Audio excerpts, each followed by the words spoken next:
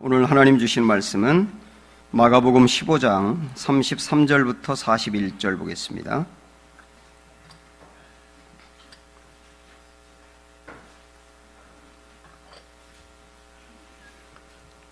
신약성경 83쪽 마가복음 15장 33절부터 41절 말씀.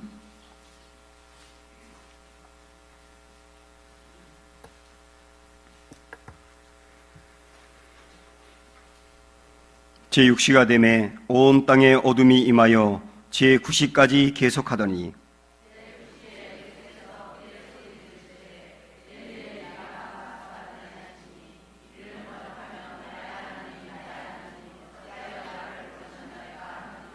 곁에 섰던 자 중 어떤 이들이 듣고 이르되 보라 엘리야를 부른다 하고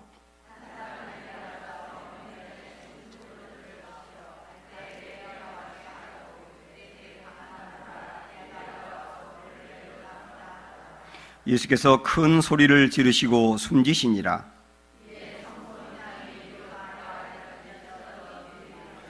예수를 향하여 섰던 백부장이 그렇게 숨지심을 보고 이르되 이 사람은 진실로 하나님의 아들이었도다 하더라.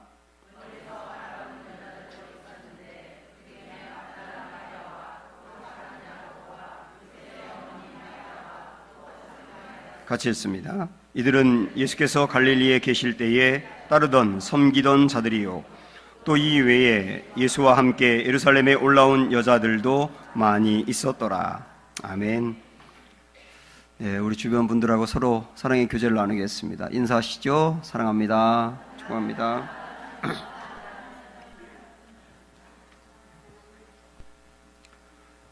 죽어서 살리신 예수님이라고 하는 제목입니다. 기독교의 상징은 십자가죠. 사람들이 왜 그렇게 십자가 할까요?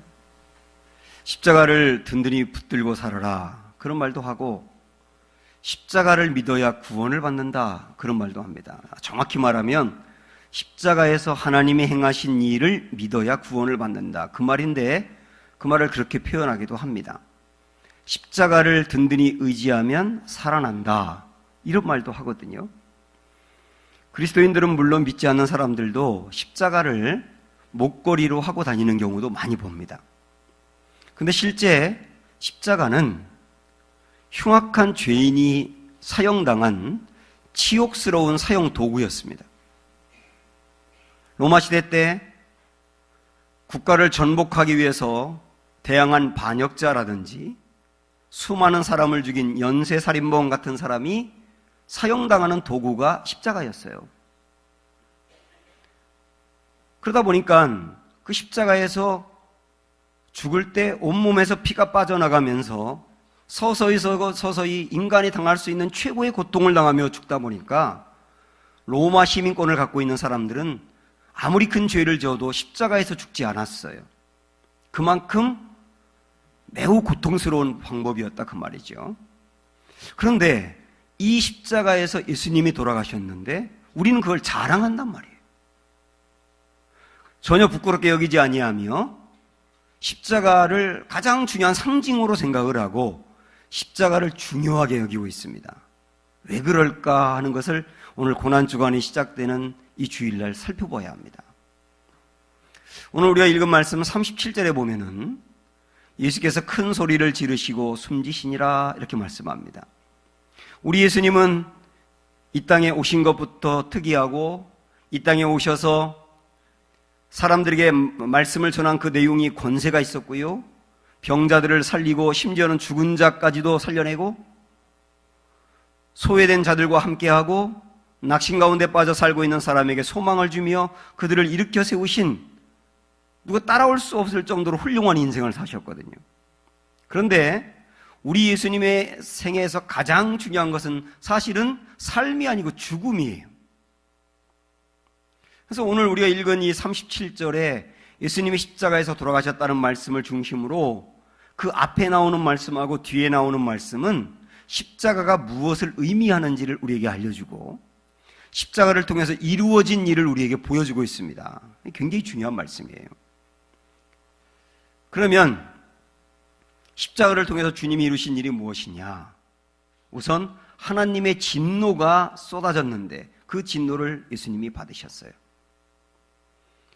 이 15장 앞부분에 보면 우리 예수님이 십자가에서 못 박히기 시작한 시점을 제3시다 이렇게 표현하고 있어요. 이스라엘 시간의 그 개념은 우리 시간으로 환산하면 플러스 6시간을 하면 됩니다. 그러니까 제3시는 몇일까요? 오전 9시가 되는 거예요. 우리 예수님은 아침 일찍 십자가에 못 박히셨어요. 그런데 3시간이 지나고 정오가 됐을 때, 이스라엘 시간으로 제6시가 됐을 때 아주 이상한 광경이 벌어지게 됩니다. 33절 말씀 보시죠. 시작. 제6시가 되매 온 땅에 어둠이 임하여 제9시까지 계속되었다고 말씀해요. 정오면 가장 밝을 시간인데 가장 밝을 그 시간에 어둠이 임했다는 겁니다. 근데 그 어둠이 3시간 동안 연속으로 계속되었다고 해요. 이 어둠이 무엇을 의미할까 생각을 해보셔야 합니다. 어떤 사람은 특별한 의미가 있는 것은 아니고 갑작스런 이상 기후 때문에 어두워졌다 이렇게 생각도 하지만 그렇다고 한다면 굳이 성경에 기록될 이유가 없거든요. 어떤 사람은 하나님이 아들 예수가 십자가에서 죽는 것을 참아볼 수가 없는 그 안타까워하는 마음이 어둠으로 표현된 거다 이렇게 말하기도 합니다. 그런데 여기서 이 어둠은 그런 관점이 아니고 하나님의 진노가 쏟아진 거예요. 성경에서 말하는 어둠이라고 하는 게 항상 하나님의 진노를 의미하지는 않지만 적어도 예수님이 십자가에서 못 박혔을 때 임한 어둠은 하나님의 진노를 의미합니다. 이스라엘 백성들이 애굽에서 고통을 당할 때 모세를 통하여 하나님이 10가지 재앙을 일으키셨잖아요. 그 중에 9번째가 뭐였습니까? 온 세상이 캄캄한 흑암이었어요.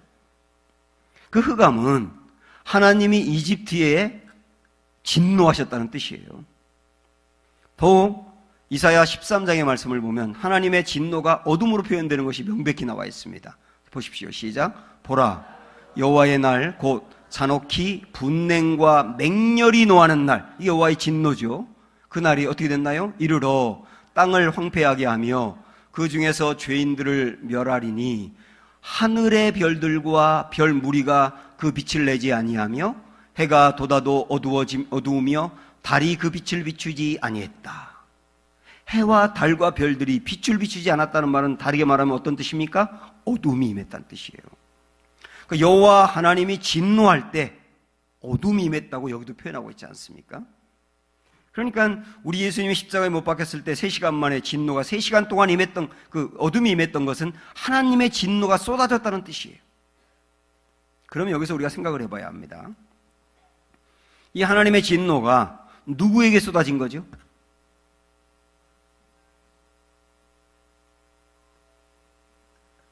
하나님의 진노가 누구에게 쏟아진 겁니까? 어떤 사람은 예수님을 십자가에 못 박은 죄인들에게 쏟아졌다고 생각하는 사람이 있어요. 물론 그들이 진노를 받아야 마땅하지만 하나님의 진노가 여기서는 그들에게 쏟아진 게 아니에요. 예수님에게 쏟아진 겁니다. 아니, 예수님이 죄가 전혀 없는 분이고 십자가에 못 박힌 것도 억울한데 왜 하나님의 진노가 예수님에게 쏟아졌느냐? 의문이 생기지 않습니까? 우선 하나님은 죄가 있는 곳과 죄인들에게 진노하세요. 죄가 있는 곳에 하나님의 진노가 있다고요. 그런데 왜 예수님에게 진노했느냐?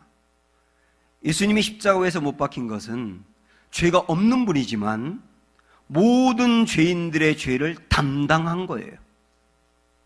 대신 지신 거라고요. 그래서 예수님이 십자가 위에서 못 박혀 있는 그 동안에는 적어도 예수님은 죄인이었던 겁니다. 죄를 지은 적이 없지만 모든 죄를 담당했기 때문에 죄인이었던 거예요. 그 죄인에게 하나님의 진노가 쏟아지는 것은 당연한 거 아니에요? 그래서 이 진노는 예수님에게 쏟아졌던 거예요. 핵심은 뭐냐면 내가 받아야 될 진노를 예수님이 대신 받으셨다는 거예요. 우리 예수님이 십자가에서 못 박히기 전에 겟세마네라고 하는 동산에 올라가서 기도하신 적이 있습니다. 내가 이제 죽을 날이 가까이 왔구나, 십자가에서 내가 죽겠구나 하는 걸 아시고 겟세마네 동산에서 이렇게 기도하셨습니다. 자, 보세요. 시작. 이르시되 아빠 아버지여, 아버지께는 모든 것이 가능하오니 이 잔을 내게서 옮기시옵소서. 겟세마네 동산에서 우리 주님이 괴로워하면서 이 잔을 옮겨달라고 기도했습니다. 여기서 말하는 잔은 어떤 잔일까요? 어떤 사람은 예수님이 십자가에서 돌아가시는 게 무섭고 공포스럽고 두려워서 십자가에서 죽는 것 자체를 옮겨달라고 기도했다, 이렇게 생각하는 사람이 있습니다. 그렇지 않습니다. 초대교회 당시에 네로 황제가 로마의 황제였을 때 수많은 기독교인들이 잡혀서 박해를 당했습니다. 그리고 이 로마 황제가 미쳐가지고 기독교인들의 몸을 다 벗긴 다음에 거기에 역청을 칠했어요, 몸에다가. 그리고 거기다 불을 질러버렸어요. 그러니까 이 역청이 타면서 함께 그 몸도 타들어갔던 겁니다. 이 사람들이 밤에 너무나 뜨거워서 밖에 막 나와서 뛸 때 그 불빛이 로마를 밝혔다고 기록이 되어 있어요. 그런데도 불구하고 이때 당시의 기독교인들은 그렇게 타 죽어가면서도 담대히 죽음을 맞이했다고 기록하고 있거든요.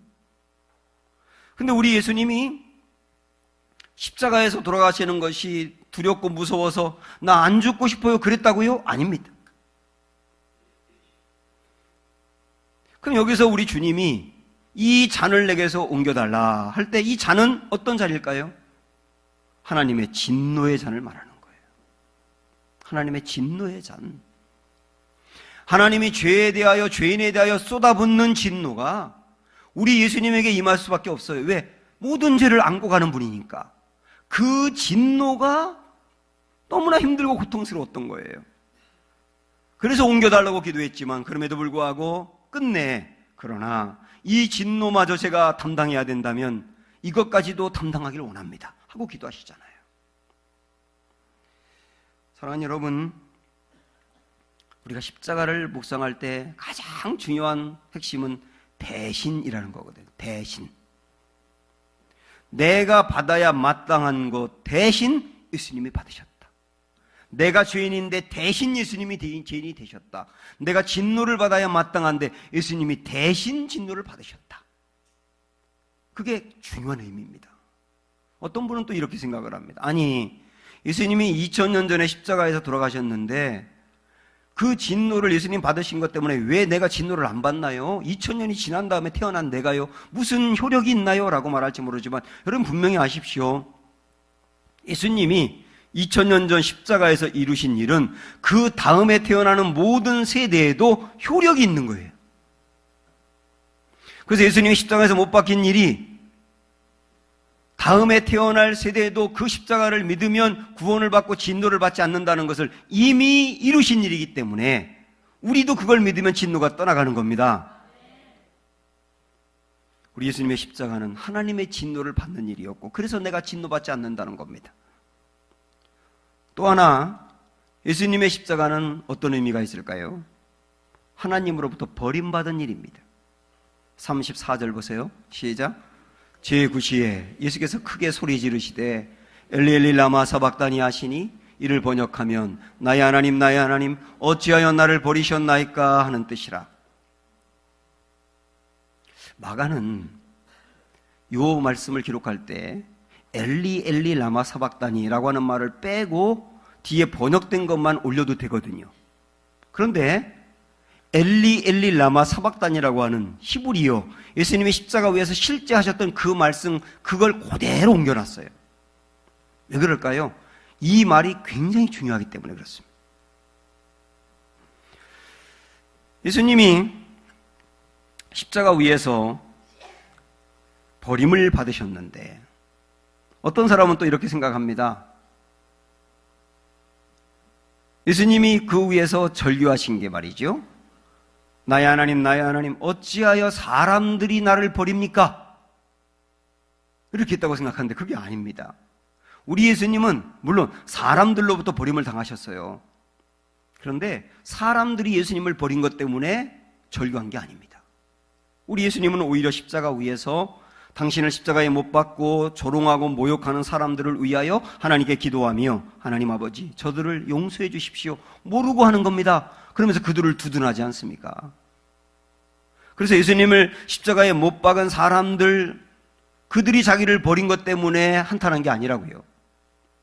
또한 하나님, 사람들이 나를 버리는데 왜 어찌 아버지가 가만히 계시나요? 라고 하나님에게 섭섭함을 표현한 것도 아닙니다. 우리 주님 뭐라고 하셨어요? 나의 하나님 어찌하여 나를 버리셨나이까? 누가 누구를 버렸습니까? 여러분 말씀해, 누가 누구를 버렸어요? 하나님이 예수님을 버렸어요. 십자가는 우리 예수님이 하나님으로부터 버림받은 곳입니다. 원래 사랑을 많이 받은 사람은 상실의 아픔이 크더라고요. 우리 예수님이 하나님으로부터 지극한 사랑을 받은 분인데 그 아버지로부터 버림받은 그 아픔과 고통은 더욱더 컸던 겁니다.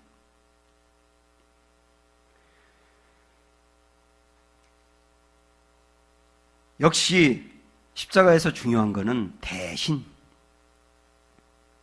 결국은 죄로 인하여 내가 하나님의 진노를 받고 내가 버림받아야 되는데 내가 버림받지 않냐고 예수님이 버림받으신 거예요. 그래서 버림받아야 될 내가 버림받지 않냐고 살게 된 거예요. 이게 십자가입니다. 버림받았다라고 하는 말은 조금 여러분 이해하기 쉽게 구체적으로 말씀드리면 이런 세 가지 의미가 있는데, 하나는 죄의 형벌을 받았다, 또 하나는 저주를 받았다, 또 하나는 심판을 받았다. 이런 의미가 다 버림받았다는 것과 같은 뜻이라고 볼 수가 있어요.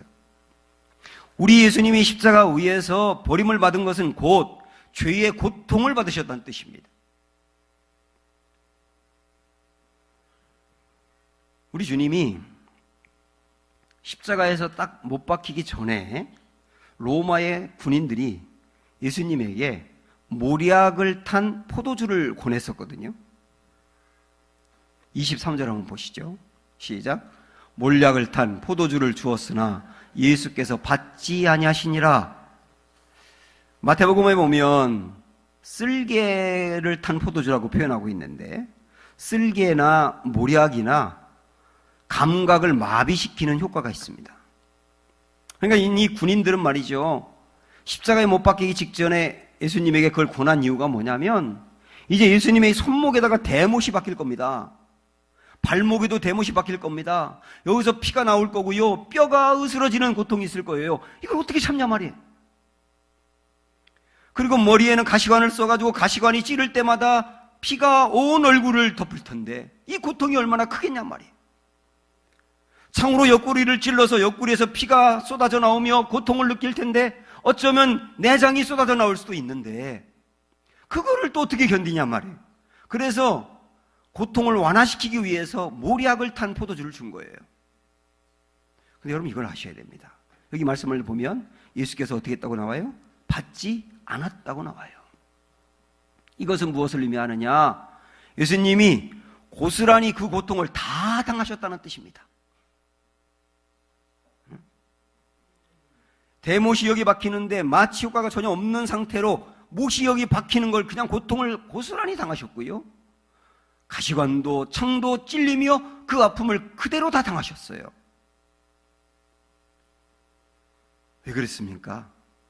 죄에 대한 고통을 당신이 짊어지셔야 되니까. 그래야 우리가 죄에 대한 고통을 당하지 않으니까, 우리를 죄의 고통으로부터 벗어나게 하기 위해서 예수님이 친히 고통을 다 당하신 거예요. 이게 바로 십자가입니다. 또한 우리 예수님이 버림을 당했다는 말은 저주를 받았다는 뜻이거든요. 갈라디아서 3장 13절 보세요. 시작.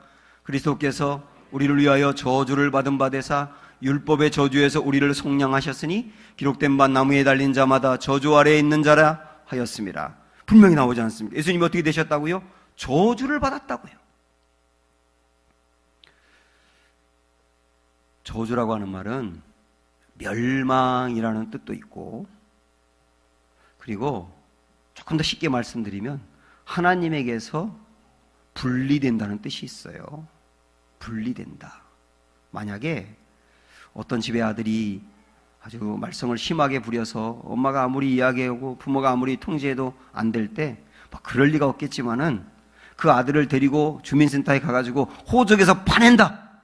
그게 바로 정죄 내지는 저주입니다.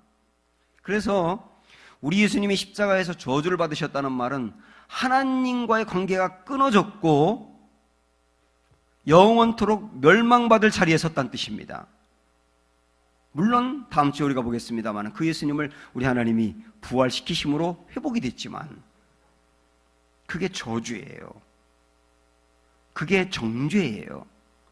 예수님이 그 저주를 받으신 이유가 뭐라고 나오느냐 하면 이 앞에 있는 스크린 말씀 보시면 저주에서 우리를 속량하려고, 저주받아야 마땅한 우리를 거기서 건져내려고 대신 예수님이 당하셨단 말이에요. 이게 십자가입니다. 또 하나 예수님이 버림을 받았다는 말은 심판을 당했다는 뜻입니다. 죄는 반드시 심판이 있거든요. 그 심판을 우리 예수님이 당했다는 뜻이에요. 그래서 내가 당하지 않게 되었단 말입니다. 여러분이 한 번쯤 들어봄직한 이야기인데, 어떤 왕이 새로운 왕으로 등극이 된 다음에 나라의 기강을 바로 세우고 부정부패를 척결하기 위해서 아주 강력한 법을 만들어 선포해요. 앞으로 이런 죄를 짓는 사람들은 이런 벌을 받을 것이라고 아주 구체적으로 요 죄에 대한 벌은 이것이며 요 죄에 대한 벌은 이것이며 이렇게 발표를 했습니다. 백성들은 두려워서 그 죄를 짓지 않기 위해서 긴장하고 있는데 제일 먼저 그 죄를 범한 사람이 안타깝게도 왕의 아들이었어요. 왕의 아들이 그 죄를 지었을 때 백성들은 생각을 하는 겁니다. 그리고 막 논쟁을 하는 겁니다. 우리의 왕이 아들을 진짜 법대로 심판할까? 어떤 사람들은 우리 왕은 아주 공의롭기 때문에 아들이라 하더라도 법대로 심판할 거야, 이렇게 주장하는 사람이 있고, 어떤 사람들은 아무리 공의로워도 그래도 아버지가 아니냐고, 아버지가 어떻게 아들을 심판하냐고, 그렇게 하지 않을 것이라고 주장하는 사람도 있습니다. 고민하던 왕은 결국 결정을 내립니다. 공의를 선택합니다. 그래서 그 아들을 법대로 심판합니다. 그 아들이 범한 죄에 대한 심판은 30대의 매를 맞는 거예요. 우리 쉽게 곤장 30대라고 생각을 하죠. 이제 이 아들이 심판을 받아 매를 맞아야 합니다. 그 아들이 곤장을 맞는 곳에 엉덩이를 들이대고 거기에 누워야 됩니다. 그런데 가만히 봤더니 아들이 아니고 아버지가 누워 있어요. 왕이 누워 있어요. 그리고 왕이 고스란히 30대의 매를 맞았어요. 그래서 아들이 맞지 않아도 되게 된 거예요. 이 이야기에서 아버지 왕은 아들이 잘못한 것을 심판받게 함으로 정의를 이루었어요. 공의를 이루었어요. 그런데 아들을 대신해서 아버지가 매를 맞음으로 사랑도 이루었어요. 그래서 그 심판되는 공의와 사랑이 만나는 장소였어요. 이게 고스란히 십자가를 의미하는 거예요. 십자가는 하나님의 공의가 이루어진 곳입니다. 죄를 지은 사람이 심판받아 마땅한 것이기에 죽임이 있는 곳이 바로 십자가거든요. 그런데 우리가 죽어야 되는데 그 자리에 우리가 아니고 예수님이 대신 죽으셨으니, 예수님이 대신 버림받으셨고 저주받으셨고 심판받으셨으니 하나님의 사랑이 이루어진 게 아닙니까? 그래서 하나님의 공의와 사랑이 만난 기가 막힌 곳이 바로 십자가입니다. 사랑하는 여러분, 우리 예수님이 대신 당하셔서 내가 당하지 않게 된 거, 만약에 예수님이 당하지 않았더라면 내가 다 받았어야 될 것들이 바로 하나님의 진노요 버림받는 것이었어요. 이것을 예수님이 대신 당한 것, 이거 하나만으로도 충분히 감사할 수 있지 않습니까? 그럼 어떤 분들은 이런 의문을 가질지 모릅니다. 아니, 내가 죄를 졌는데 왜 예수님이 당해야 돼요? 내가 당하는 게 맞지요? 라고 생각할지 몰라요. 우리 하나님도 얼마나 고민이 많으셨겠어요. 그러나 우리 하나님께서 이렇게 결정하신 겁니다. 옷의 개념으로 소개하는 두 구절을 우리가 보겠는데, 먼저 베드로전서 3장 말씀 보십시오. 시작. 그리스도께서도 단번에 죄를 위하여 죽으사 의인으로서 불의한 자를 대신하셨으니 이는 우리를 하나님 앞으로 인도하려 하심이라. 여기 보면 우리 예수님이 의인이지 않습니까? 그런데 불의한 자인 죄인을 대신해서 뭐가 됐다는 뜻입니까? 죄인이 됐다는 뜻이에요. 그 이유는 뭐라고요? 우리를 하나님 앞으로 인도하려고, 다시 말하면 죄인인 우리가 죄 문제 해결하고 하나님 앞에 갈 수 있는 길을 열어놓으려고 우리 주님이 죄의 옷을 입었다는 뜻입니다. 고린도후서 말씀 시작. 하나님이 죄를 알지도 못하신 이를 우리를 대신하여 죄로 삼으신 것은 우리로 하여금 그 안에서 하나님의 의가 되게 하려 하심이라. 자, 여기 보세요. 제가 아주 쉽게 설명을 해드리겠습니다. 여기에 죄인인 제가 있고 여기에 의인인 예수님이 계세요. 죄인인 저는 죄를 졌기 때문에 제가 입고 있는 옷은 뭐냐면 하나님의 진노를 받아야 될 옷, 하나님으로부터 버림받아야 될 옷, 죄의 고통을 당하고 심판을 받고 저주를 받아 마땅하고 지옥에 떨어져야 될 그 옷을 내가 입고 있는 겁니다. 이쪽에 계신 예수님은 죄를 지은 적이 한 번도 없기 때문에 옷을 입고 있는데 이 옷은 의의 옷이에요. 그래서 우리 예수님은 의의 옷을 입었기 때문에 구원받고 중생하고 영생하고 천국 가고 하나님과 친밀한 관계를 맺고 전혀 심판을 받지 아니하는 그 옷을 입고 있단 말입니다. 그런데 어찌된 일인지 하나님이 저에게 옷을 벗어 그러시는 거예요. 그래서 제가 죄의 옷을 벗었어요. 예수님의 옷도 벗기 싫은 겁니다. 그러더니만 예수님의 옷과 저의 옷을 체인지해서 바꿔 입히시는 거예요. 예수님이 입었던 옷을 저에게 입히시고 제가 입었던 옷을 예수님께 입히셨단 말이에요. 그러다 보니까 제가 입었던 죄의 옷을 예수님이 입음으로 인해서 예수님이 죄를 덮어씌웠고, 그래서 죄의 결과로 당해야 될 그 모든 고통을 예수님이 당하게 된 거고, 대신 예수님이 입었던 의의 옷을 제가 입음으로 말미암아 예수님이 받아야 될 그 은혜와 영광을 제가 받게 된 거예요. 그럼 이거 생각하면 기독교가 얼마나 기가 막힌 은혜의 종교입니까? 전 이걸 생각할 때마다 내게 베푸신 은혜, 그 십자가의 은혜 생각하면 그냥 감격스러운 거예요. 여러분에게도 이 감격이 흘러넘치시기를 축원합니다. 옷을 바꿔 입힌 거다. 옷을 바꿔 입힌 거. 그래서 예수님의 십자가로 인해서 제가 정리를 해봤습니다. 우리에게서 없어진 것이 무엇이며 우리에게 새롭게 임한 것이 무엇인지 여러분 스크린 한번 보실까요? 예수님 때문에 내게서 없어진 것 읽어보세요. 하나님의 진노, 저주, 멸망, 죄의 형벌과 고통, 심판, 지옥, 영원한 죽음, 예수님 때문에 이 모든 것이 내게서 떠난 것을 믿으시기 바랍니다. 반면 예수님 때문에 내게 임한 것이 있습니다. 읽어볼까요? 죄로부터 벗어난 구원, 완전히 새로운 사람으로 태어난 중생, 내가 죄값을 치러야 하는데 그 빚이 사라진 구속, 영원히 주님과 동행하며 사는 영생, 천국, 그리고 하나님의 자녀가 되는 권세, 이 모든 것들이 예수님의 십자가 때문에 십자가를 믿는 우리에게 주어진 것을 믿음으로 선포합니다. 이게 십자가예요.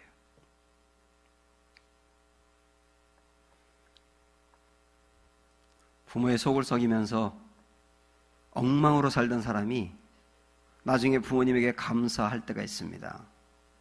진정으로 뉘우치고 감사할 때가 있어요. 언제지요? 부모님이 나 때문에 당한 고통이 얼마나 컸는지를 피부로 느낄 때더라고요.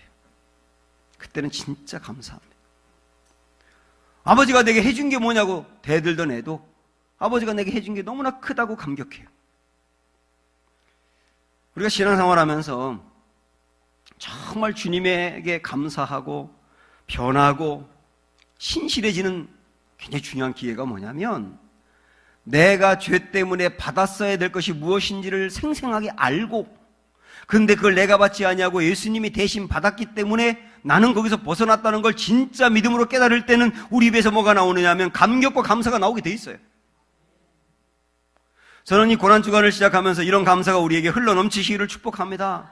이 감사를 정말 우리가 알 때는 감격하고 변하게 되고, 내가 아직까지 받지 못한 거, 기도 제목이 아직까지 이루어지지 않은 거 몇 개 때문에 원망하는 것이 아니라 주님이 내게 다 주셨어요 라고 감격하게 돼요. 저는 분명하게 여러분에게 이렇게 고백할 수 있어요. 하나님이 이 세상의 어느 누구보다 저를 제일 사랑하십니다. 제가 하나님이 저를 제일 사랑한다고 그러는데 여러분이 왜 아멘 하세요? 정말 저를 어느 누구보다 제일 사랑하세요. 그럴 만한 자격이 안 되는데 아주 특별한 사랑을 저에게 주셨어요. 제가 여러분이 죄를 어떻게 졌는지는 속속들이 모르지만은 저는 저를 알잖아요. 근데 저 같은 사람을 불러서 구원하시고 은혜 베푸시고 목사로 삼아서 설교할 때 졸지 않고 듣게 하시고, 가끔 조는 사람이 한두 명 있긴 있지만 거의 대부분 안 졸고 듣게 하시고 이 은혜 받게 하고, 저를 그렇게 쓰시는 거 생각하면 하나님이 저만큼 사랑하는 사람이 또 있을까 싶어요. 제가 죄 때문에 받아야 될 것들이 어떤 것인지 알다 보니 제가 받은 은혜가 이렇게 큰 거예요. 우리 고난주간을 시작하면서 이 은혜가 우리에게 이 눈이 열리기를 축복합니다. 주님의 십자가가 이루신 일이 또 있습니다. 38절로 넘어가 보면 시작. 이에 성소 휘장이 위로부터 아래까지 찢어져 둘이 되었다, 이렇게 말씀합니다. 자, 이상하지 않습니까? 분명히 우리가 지금 읽은 마가복음 15장 말씀은 예수님이 십자가에서 고통을 당하다가 돌아가시는 그 모든 과정을 이렇게 생생하게 보여주고 있는데, 예수님이 돌아가셨다는 말씀이 37절에 나오고 그 다음 38절에 넘어가서 갑자기 뜬금없이 성소의 휘장이 찢어졌다, 이 말씀이 나온단 말이에요. 이상하잖아요. 이 말씀이 여기에 들어가 있는 것은 예수님이 돌아가신 십자가와 이 말씀이 밀접하게 연관된다는 뜻이에요.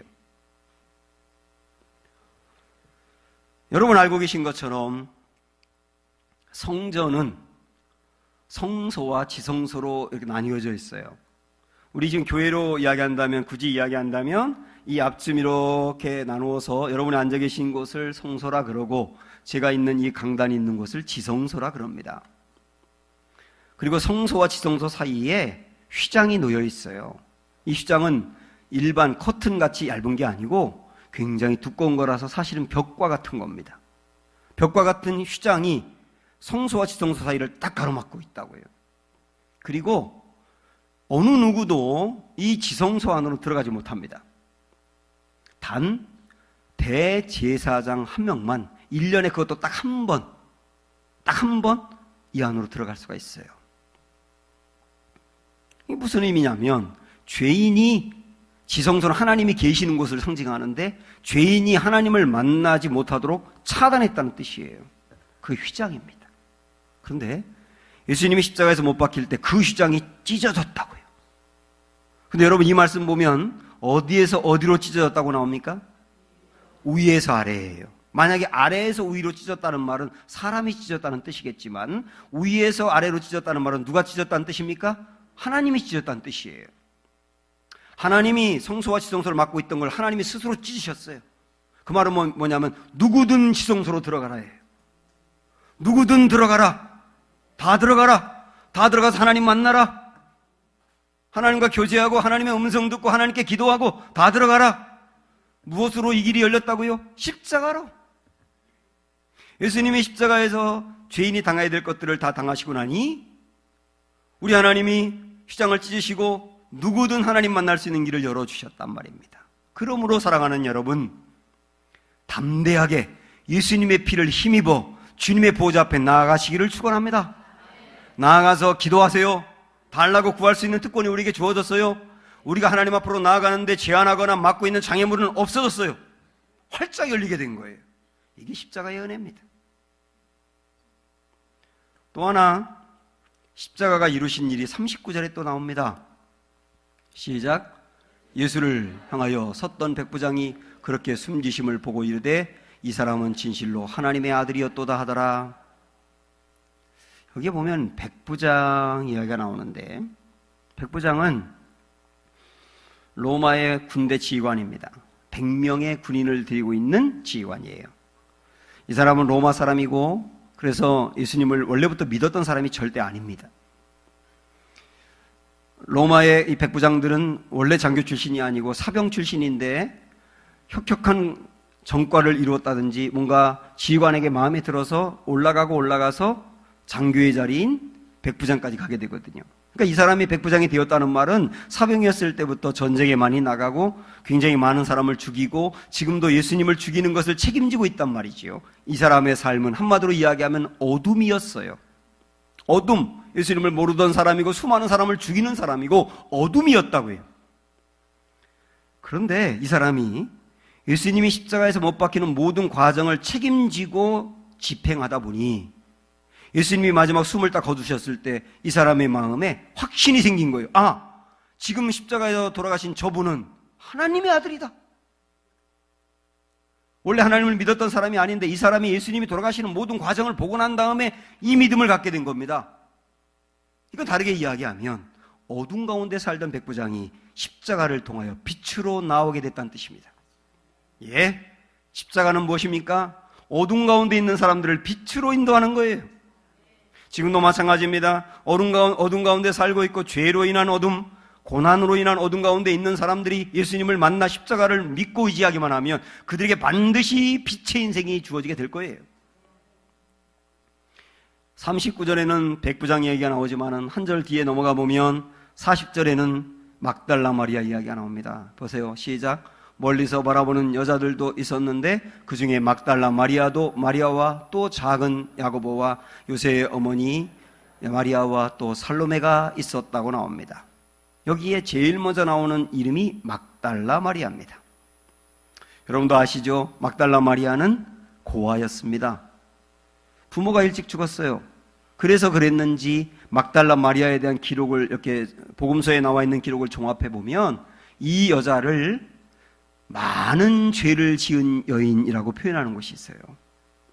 이 막달라 마리아는 많은 죄를 졌던 사람이에요. 그래서 학자들은 대부분 막달라 마리아가 창녀였을 거라고 예상을 하고 있습니다. 그렇다고 한다면 이 사람은 고아로 태어나 가난했어요. 힘들고 어렵게 살다 보니 창녀가 될 수밖에 없었는지도 몰라요. 그러면서 많은 죄를 졌어요. 막달라 마리아는 한마디로 이야기하면 어둠 가운데 살던 사람이에요. 그런데 그 막달라 마리아가 우리 예수님을 만나면서